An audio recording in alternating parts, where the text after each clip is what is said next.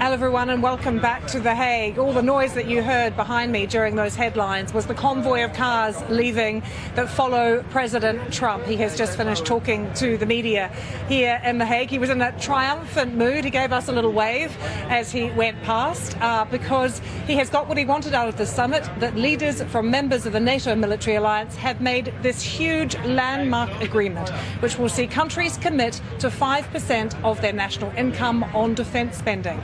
Now, Donald Trump, he said this was a landmark agreement. He said it was a massive win, a big win for the US and also for the West.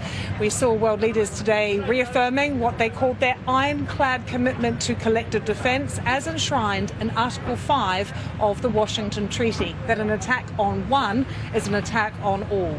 We've been watching President Trump speak in the last hour, speaking to the media, and he said now was the time for other NATO members to take up the burden of European defence.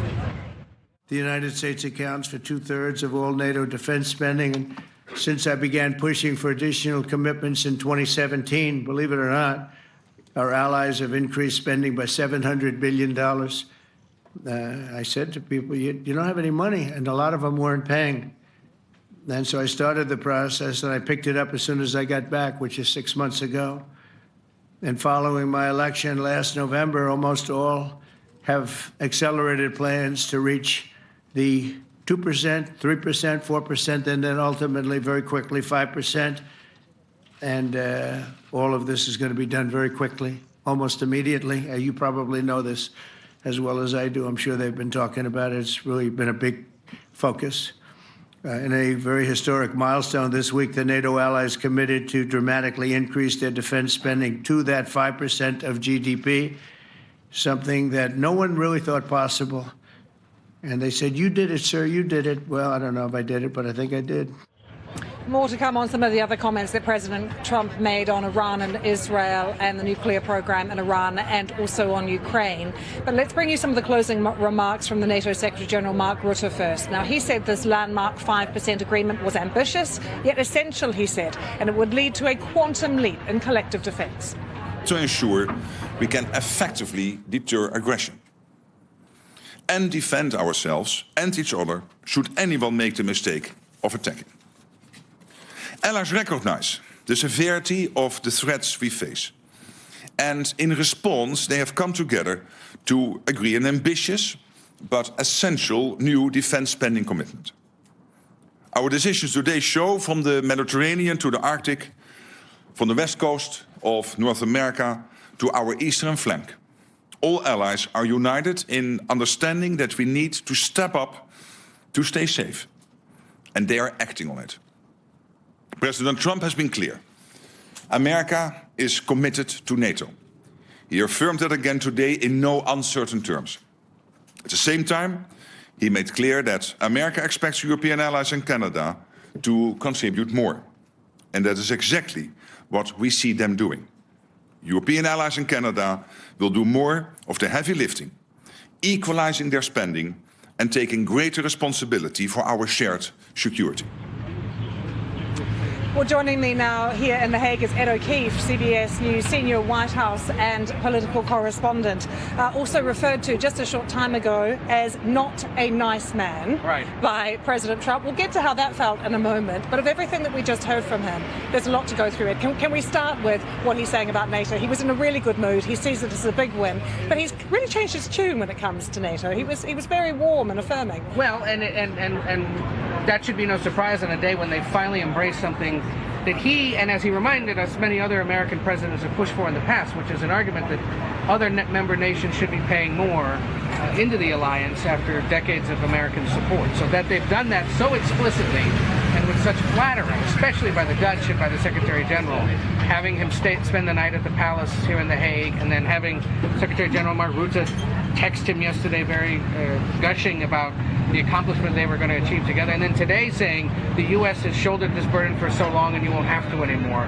All of that designed to get him on board and keep him engaged. Yeah, but he said he was moved by hearing from other leaders about the defense of their country, and then he reaffirmed the U.S. commitment to Article 5. I want to learn more about how that went, because that, of course, was in closed session, and we don't see that. But clearly, either Rutte or someone else was telling the leaders, you've got to tell him these stories and get him engaged and get him interested and invested in maintaining the relationship. And it was interesting because before the president spoke, the Secretary General admonished reporters who keep asking, keep worrying about whether the United States is committed. He said to the rest of Europe, stop worrying about this. They're here.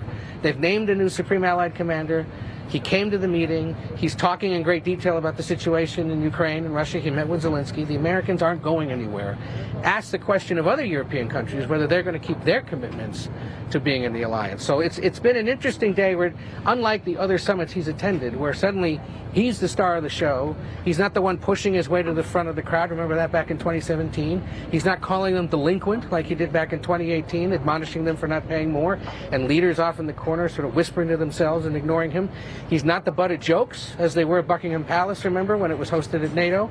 He's now the guy at the center of the room. They're listening to him, and Rutte admitted it's because, look, he won election. He had made clear to us this was a priority. We have to, meet him on this issue. And very briefly, to be called out like that, you got the first question. Not a nice man doesn't bother you? What are often No, because, look, it's not our job to flatter him, right? Apparently that's the Secretary General's job and others. Our job is to ask questions. Being called not a nice guy by him, I think President Biden did similar things, not only to me, but to others as well. Look, that an American president engages with the free press at a meeting like this, I think, is important to the world, so we appreciate his time.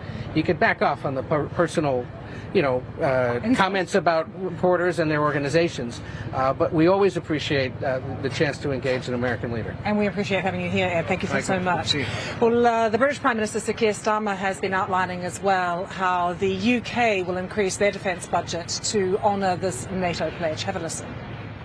NATO allies have agreed a new defence investment pledge, raising defence and security spending to 5% of GDP by 2035, making NATO stronger, fairer and more lethal than ever.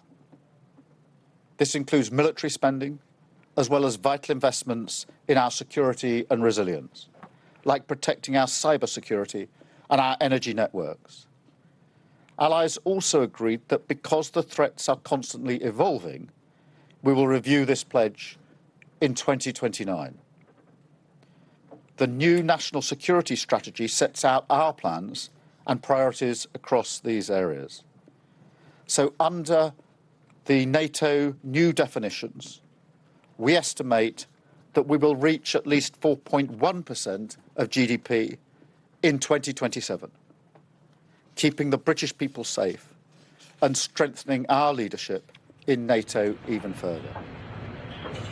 Sir Keir Starmer there, and if I just step aside, we are waiting for President Zelensky to leave, so that's the line of cars you can see behind me. Let's bring in Brett Bruin, former US diplomat and Director of Global Engagement at the White House. Actually, we're just seeing President Zelensky leave right now, and I think if I stand away we can focus on him.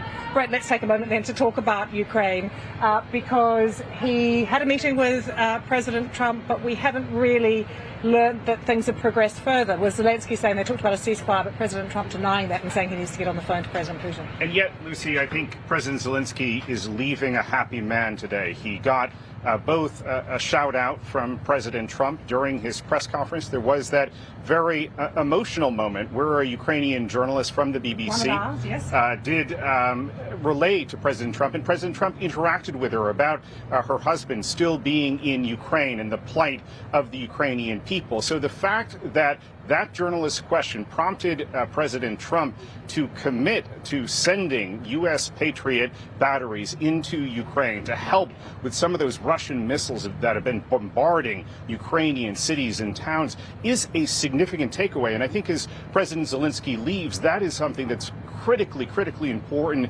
for him to take back, to show that despite some of the deprioritization of Ukraine during this summit, he has something that is going to help protect the Ukrainian people over the coming months. And He also said that he thought of her husband at the time as well. It was really quite a personal moment when we saw that from President Trump as well. And yet there is no criticism overtly of Russia in this final declaration. That will disappoint many. No Russia plan, and there was meant to be a new Russia plan before the summit. Why is that, Brett? Well, and it is disappointing, I have to say, especially since Russia did invade a free European country. And yet there was also a line in President Trump's press conference where he said President Putin has got to get to peace. And I think the pressure, as we saw a little bit just in the last couple of days applied to Prime Minister Netanyahu, is similarly now going to come down on President Putin. We'll see if it lasts. Consistency has not been a strong suit for President Trump's diplomacy, but the feeling is positive leaving The Hague here. I think,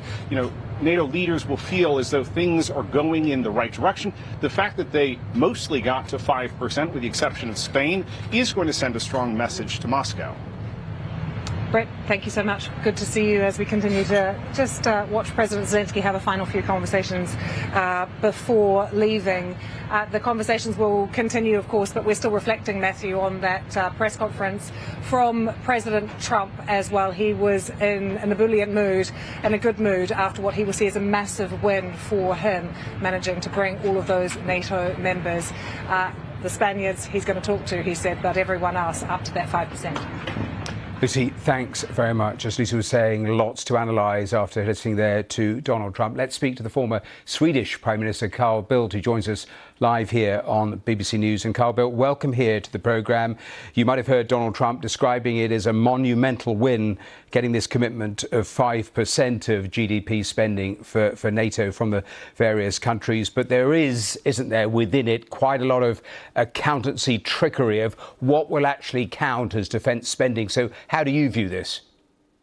Oh, there's going to be a major exercise in sort of trickery in accounting. I mean, the substantial commitment is the 3.5 for real defence spending. And that's going to be achieved in 10 years' time. That's a very substantial commitment, no question about that. We are around 2 at the moment. European countries have been increasing defence spending by roughly a third in the last few years, and further to go, obviously. I think that will be met by at least all of the countries in Northern Europe. I would have my question marks in Southern Europe. I'm not quite certain the Americans will meet it, by the way, because they are somewhat below that particular figure. Then they added this 1.5 in order not to to please Mr. Trump. And of course, there are items that are important that have to do with resilience, but that's going to be a major question of redefining existing public expenditure in order to meet the rather arbitrary targets that they had to throw in to please Trump. I'll come back to that point about pleasing Donald Trump in a moment, but it is so interesting because you see those various NATO leaders signing up and recognising that they have to increase defence spending principally because of the threat that is coming from Russia. And then you hear Donald Trump and you never hear those words from the US president. No. Mr. Trump is saying this was because of him. Yeah, well, the American presidents have been pressing, that is true, for increasing in European defence spending for quite some time. But of course, the number one person responsible for this particular decision is Vladimir Putin. But there is a keen recognition in a number of the European countries that we need to do more. And even more important, and that was somewhat lacking, I think, in the discussion in The Hague, is the necessity of supporting Ukraine. Because it is the defense of Ukraine that is the defense of Europe. If the defense of Ukraine fails, Europe is in danger. If Ukraine stands as an independent and sovereign nation, then I think the strategic options of Mr. Putin will be very limited. In fact, I think he will go down in Russian history as a distinct failure. So that should have been the focus of the meeting. Obviously, it wasn't. It's really interesting you say that, because isn't that the broader problem that all these leaders have with dealing with Donald Trump? But you think back to the G7 and the watering down of that final draft where it was taken out, any sort of ceasefire press for Israel and Iran. You think even further back to back in early May, where you had the leaders of Germany, France and the UK there in Kyiv on the Saturday, giving a deadline to Russia. Donald Trump intervenes, and by Monday, that's all evaporated. That is a huge difficulty, isn't it, with dealing with such a major challenge in terms of ending this war in Ukraine? That's a mild way of putting it, I would say. You could go back to what I thought was the absolutely shameful vote in the United Nations, where United States sided with Russia in defeating a European motion in order to sort of criticize the Russian invasion. So President Trump has been extremely reluctant to be critical of Russia, extremely reluctant to agree to any measures. And absent from, I mean, I heard something now, what was said prior in the broadcast about another Patriot battery going to Ukraine. That is, of course, significant if that happens. But I mean, the fact is, of course, that Americans are not committing to further increase support to Ukraine. And it will now be up to the Europeans to give the military and primarily the financial support that's absolutely essential for the defense of Europe as a whole, including, of course, no talk of any new sanctions. Final point, and I'll come back to that point about pleasing Donald Trump, because you posted yesterday a brutal social media post, and I've got it there on the screen, about Mark Rutte's private messages to Donald Trump. You said, I'll read it out, "Flattery is evidently the new bond of the Atlantic Alliance. I guess it replaces the more outdated concepts of common values and common threat perceptions." Tell me more about your concerns when you read something like that. I can understand diplomacy being diplomacy. I've been in it as well. An element of flattery is necessary. But I think there has been somewhat an overplay of the flattery aspects of dealing with Mr. Trump. I mean, he's a man who's he reacts to flattery, obviously. And but then, of course, there should be some sort of balance. And then in a NATO context, of course, what NATO is about is the community of values, defending democracy, of a common security outlook, which has to do with the Russian threat. And now we see sort of a downplaying of the values and a downplaying of the security threat, and a survival game in order to please him. And that was successful. That's good in itself. But it can't be the core of the alliance. Yes. Carl Bildt, we have to leave it there, but we're grateful for your thoughts, your time here on today's programme. Thank you so much.